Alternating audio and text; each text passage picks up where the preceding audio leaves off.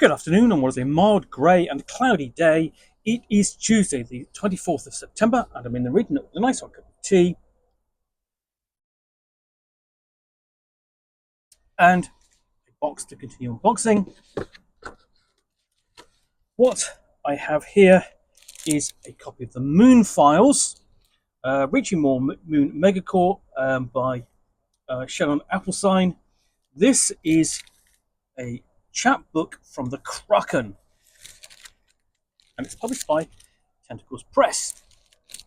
This has a little bit of a history, as it were. So first off, what's the Kraken? The Kraken is a convention which takes place at a Schloss in Germany.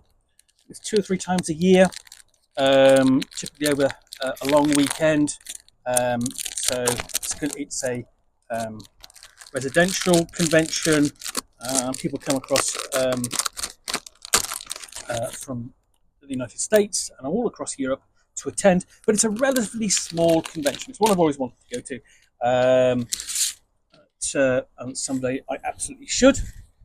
And they put out, basically, one of the things that Tentacles Press, or Kraken, does is put out its own range of little chapbooks for sale to support its setup and so on. Throughout the course of the year, typically you will find there's a new one launched each new Kraken, perhaps once a year. And this one is all about the Reaching Moon Megacorp, the company which essentially took control of Glorantha and RuneQuest sort of throughout the 90s and sort of like into the early noughties, approximately. And it's a history of that company. And it's by Shannon Appelcline, who has 5 books in a series called Designers and Dragons. If you've not read them, you absolutely should. They're very good histories of the major and minor publishers in the role-playing industry over the course of the past 50 years. Shannon is in the process of sort of like updating some of them, sort of bringing them up to at least 2020 and so on, and working on another couple of books in the process, one of which is this chapbook. So I've got the credits page. And the comment looks boring to me, probably full of tiresome lunar propaganda. And there you have the kind of interesting divide in the community of the Glorantha Files between those who are ardent supporters of the Lunar Empire and those who stick to the Esrolians and the Sartorites and the Praxians and so on in the face of the Lunar Empire's aggression. But this is the Moon Files, a long history of the 80s. Only a few fan organizations appear within the pages of Designers and Dragons. Reaching Moon Megacorp is certainly one of the most notable. Not only did their products become professional in quality over time, but they also shaped the entire future of their favorite game in line in a way that no other fan organization has before or since. So this really is sort of like an overview of a fan organization that kind of shepherded and developed RuneQuest and Glorantha according to their vision from sort of like the late 80s through to the 90s and so on. And it's interesting to note just how influential sort of some of the fan communities can be. They kind of kept the role-playing game sort of like alive to a certain extent. Something like Slay Industries from Nightfall Games was kept alive in the 90s by the fan community when it was kind of stuck between publishers. So we start off with an overview of RuneQuest from 1977 to 1987, its first decade.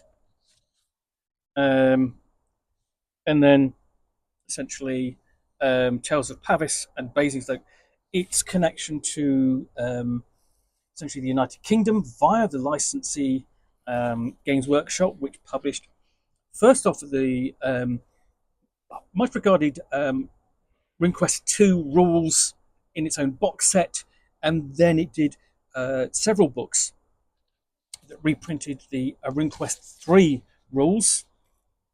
And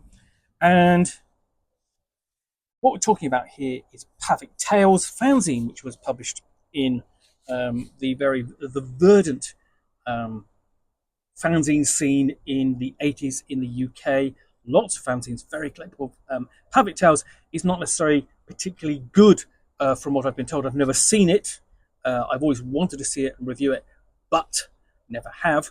It goes for very silly money.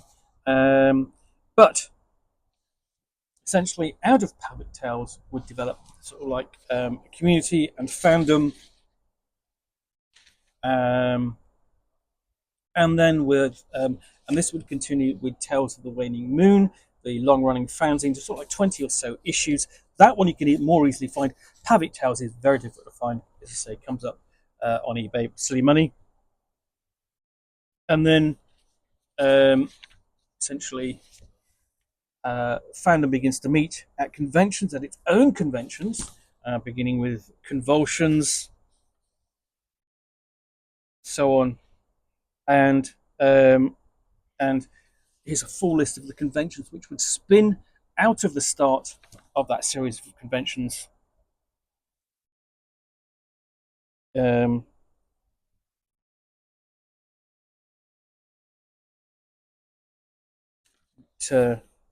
on. So continuing the history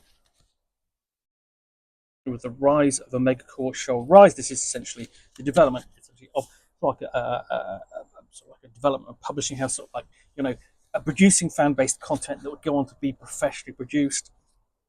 And here we have Shannon Appelcline's own his involvement in fandom, Tales of the Full Moon, taking it through to the year 2000 and beyond, 2005.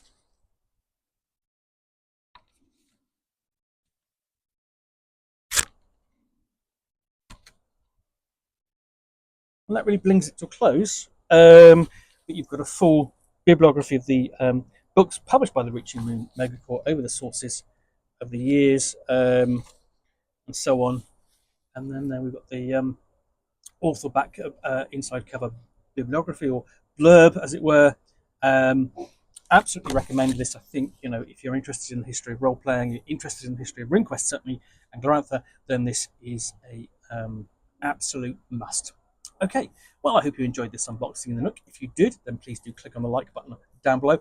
And if you've got any comments or feedback, I do appreciate you taking the time to post those. And lastly, if you want to be allowed to get more unboxings in the Nook, where you'll see me out here with a box containing a book or game or role-playing supplement, or in this case, a role-playing history, which I will unbox and chat about to the best extent of my knowledge for roughly 10 minutes or so, all, of course, accompanied by a nice hot cup of tea. Then please do click on the subscribe button down below. Thanks again for watching another unboxing in the Nook. I will be back again soon with another one. Bye for now.